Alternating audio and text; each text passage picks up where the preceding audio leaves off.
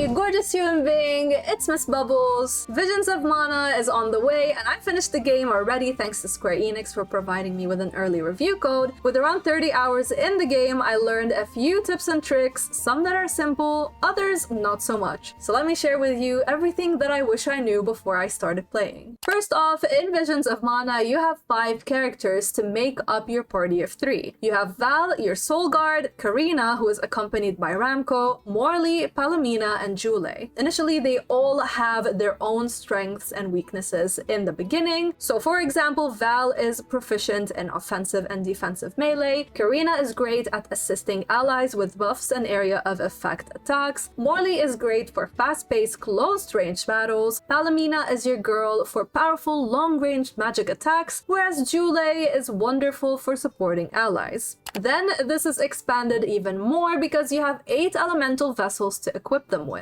These are mystical artifacts that you can use while exploring and in combat. Combat-wise, these represent your new character classes. Keep in mind each vessel can only be used by one character at a time. Now each character uses 3 different weapons and will alternate between them based on the elemental vessel that you use. So Karina, for example, uses gloves, fan, or spear, whereas Morley uses katana, knives, and canes. So if Karina is to equip the water element vessel, she will have the Oracle class and use a spear on the battlefield, whereas Morley will become a ranger and he's gonna be using his cane instead. These vessels will come with their own unique and special abilities that will cool down every 60 seconds. For example, the moon vessel gives you the ability to slow down time, which was one of my favorites to use, and it's great for crowd control, whereas the water vessel will give you water gun that you can trap enemies with. And I would recommend that you experiment with these classes and try them with every single character. Don't forget to change up the party composition as well as the vessels that you're using, because every new biome is gonna bring you new enemies and not all of them are gonna be weak or resistant to the same thing. So experimenting is gonna be the key, especially if you plan on making it out alive. As you unlock these vessels, you're also gonna learn about elemental plots, which are special abilities related to the class you have. Don't forget to go to your elemental plot and use the points to gain new skills. You're gonna notice that in the beginning, your character can only have 2 abilities at a time, but if you use a special item that you find in the game as you progress naturally through the story, you're gonna expand and use more of them. I found myself forgetting to go back to the elemental plot a lot, so that's why I'm reminding you, don't leave it. Like, I found myself in the later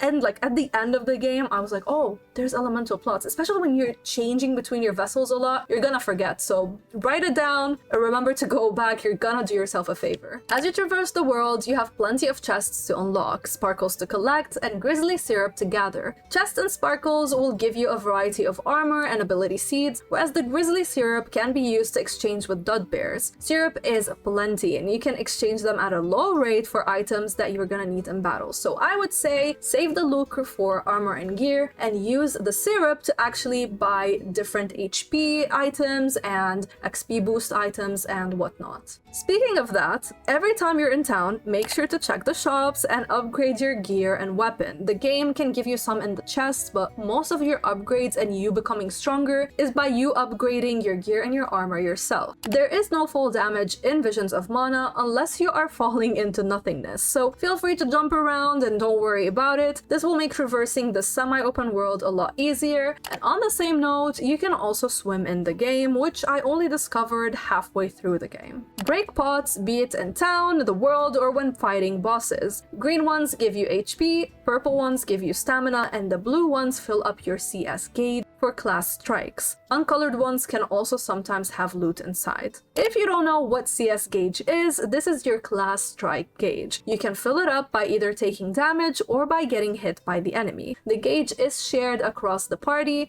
and each class strike has its own elemental type, and these are perfect to take advantage of an enemy's elemental weakness. Remember to go back and check your ability seeds to unlock new moves. These are skills that you equipped with lots of fun combinations to explore. beginner. You can only save your game by using the trees that look like Christmas lights, and don't let that worry you because the game does a great job at being generous with the amount you have, so you can usually tell that there's an upcoming boss fight when all of a sudden you're seeing a lot of shops as well as a lot of these trees. The difficulty setting can be changed at any time, so don't worry about your initial choice. You have a beginner one, easy, normal, and hard. As you play, you're gonna notice that leveling up is key, so XP wise, make sure to always eat a cookie. You have one for 10% increase and one for 15% increase. Each one is gonna be active for 10 minutes and it's gonna make leveling up a lot easier. If you're learning a lot about Visions of Mana, do me a favor and squish the like and subscribe buttons because I have plenty of RPG content coming up for you and I'd love to see you again. Back to leveling up, Valor Flies are gonna double XP. These are the red ones that you're gonna see floating around, whereas the green ones are for lucre, which is the in-game currency. Engage in trials to unlock valuable items and rack up even more XP. Purple enemies are known as nemesis, and these are ferocious monsters, so they are a bit more difficult than their normal counterparts, but they're gonna give you a lot of XP when you defeat them, so make sure to actually give them some time and tackle them. The characters who aren't participating in the battles are gonna still receive the same XP level ups that you're getting, so this is gonna allow you to swap out party members at your leisure, and you don't have to worry about leveling up your characters individually. If you're struggling in combat, try resetting the AI companion strategy. Companions may be dying a lot because their strategy is set out, for example, to all-out attack instead of protection, so you have a couple of options to play around with, and you're gonna see that your allies are finally starting to last a bit longer in battle. To make your time easier, try to have each character action ring well balanced with at least one throwing weapon at hand. Make sure to get rid of status ailments quickly. These are gonna drown your character's HP and give you a hard time if you don't fix them quickly, and you can get burnt or shrinked or turned into a cute plushie, or the worst in my opinion, be frozen, which is gonna take forever to get rid of. And you have items to use to prevent that, as well as various seats to equip, along with changing your elemental vessel to take down enemies easier and more quickly, and to make sure that you're not exposed to these status ailments as much as you were without actually being more proactive about them. If all else fails, just run away, do some level grinding, grab the best ability seeds at Nicolo's, and try again. And there's no problem with you also turning down the difficulty level. We're not gonna judge you here. You're still a gamer in my eyes, so do what you gotta do. If you find yourself running short on lucre and not finding enough Nicolo coins, try to complete some of the side quests as they will reward you. They are pretty boring, but they're gonna be worth it. Any stuff that you're not using can be exchanged at Nicolo's Parlor, and you can use coins to buy many sigils and abilities. You can exchange core stones for new ability seeds to learn new abilities like summoning Copper Knight or using a moon crest to slash enemies, so the more that you progress in the game, the easier it will be to make up your dream party combo. When traveling the world, you can summon a glittering path by pressing LB and Y on your controller, and it's gonna help you not get lost in dungeons and the world as well. And while exploring, make sure to look for these little cactus cuties because they're gonna give you diary pages and important rewards like offer you shop discounts or boost experience gains in battle and more. And you don't have to redeem these anywhere. For a while I was like, wait, am I supposed to like redeem them somewhere? You don't have to do that. They're simply gonna be unlocked, and you can see how many you've gathered by seeing the prizes from the little cactus tab in your guides section. Excuse the seagulls, they're having a blast outside. You can fast travel from anywhere on the map, not just from the Meridian tree, and this is gonna make traversal so much easier. Now we've all seen the Pikuls, the adorable wolf-like cuties that you can ride in the game. You're gonna get those after finishing the events of the third character you unlock, so just be patient, they're gonna be worth your while. And you're gonna unlock some more traversal mechanics as you progress through the story, so stay tuned for those. Share any tips and tricks that you know about Visions of Mana once you start playing, and if you have any character favorite that you cannot wait to try, let me know who it is. I'd love to chat with you in the comment section. And if you're wondering if Visions of Mana is actually worth all the hype that we've been seeing about it, I do have a review for it, so I'm gonna leave it for you in the pinned comment. Thank you to my YouTube and Patreon bubblies for making videos like this possible, and a shout out goes to the Game Dimension, Jake Logan, and Stephanie for going the extra mile. Until next time, stay bubbly.